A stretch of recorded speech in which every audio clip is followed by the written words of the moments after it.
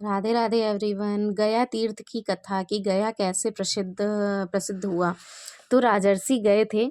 राजर्षि गए महाराज भरत के वंश में उत्पन्न हुए थे। इनके पिता का नाम नक्त और माता का नाम दुति था। महाराज गय की पत्नी का नाम गयंती था, जिससे उन्हें चित्ररथ, सुगति और अवरोधन नामक 3 पुत्र प्राप्त हुए थे। उदार कीर्ति राजर्षि प्रवर गए साक्षात भगवान विष्णु के अंश माने जाते थे।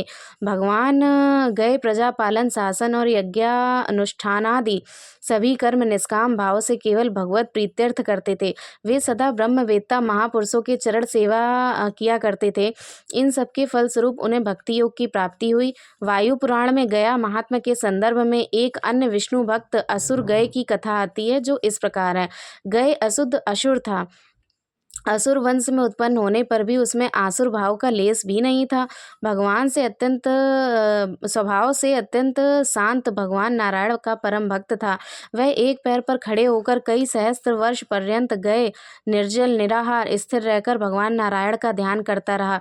उसके तेज से सभी देवता, सूर्य, चंद्र, अग्नि भी श्रीहत हो गए। भगवान ब्रह्मा को सृष्टि रक्षा की चिंता होने लगी। महाभाग, तुम तो मुझसे वरदान मांगते नहीं। आज मैं तुमसे याचना करने आया हूँ। मुझे यज्ञ करना है और तुम्हारे शरीर जैसा पवित्र स्थल उस यज्ञ के लिए त्रिभुवन में नहीं है।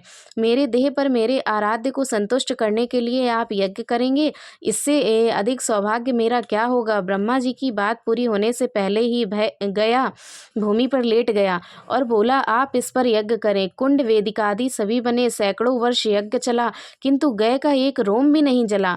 वह श्वास रोके स्थिर पड़ा रहा। यज्ञ को समाप्त करना ही था। गए फिर उठ खड़ा होगा। इस भय से ब्रह्मा जी ने भगवान नारायण का स्मरण किया। भगवान ने उनके विभिन्न अंगों पर देवताओं को स्थापित किया और उसके हृदय देश पर स्वयं गदा लेकर खड़े हुए। मेरे शरीर पर कहीं कोई कैसा भी पिंडदान करे, उसके पितरों को अक्षय तृप्ति प्राप्त हो। यह वरदान गए ने भगवान से मांगा। पूरा गया क्षेत्र उसके देह पर ही स्थित है। अर्थात गया एक असुर थे और वो बहुत ही मतलब भगवान को मानने वाले थे और उन्होंने बहुत सारे तप यज्ञ कर डाले थे, जिससे देवता, सूर्य, चंद्र, अग्नि भी मतलब श्रीहीन होने लगे थे। इससे ब्रह्मा को सृष्टि की चिंता होने लगी। तो ब्रह्मा जी उनके पास गए और उन्होंने बोला कि मैं आपके शरीर पर यज्ञ करना चाहता हूँ। तो उन्होंने उस असुर ने कहा कि इससे अच्छा मतलब मेरे लिए क्या ही होगा, इस शरीर का मतलब उपयोग हो जाएगा, सौभाग्य है हमारा ऐसा।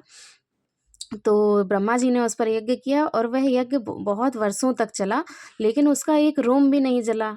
चूँकि ब्रह्मा जी यही सोच रहे थे कि ये जल जाएगा तो सृष्टि हमारी बच जाएगी, लेकिन उसका एक रोम भी नहीं जला।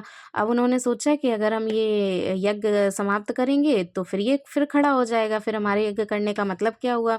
तो उन्होंने भगवान नारायण को बुलाया और भगवान ने उस गया से कहा, मतलब गया के सभी अंगों पर देवताओं को स्थापित कर दिया और उसके हृदय पर स्वयं गदा लेकर खड़े हो गए। तो अब वो आराम से अभी भी लेटे हुए हैं, वो असुर अभी भी लेटे हुए हैं।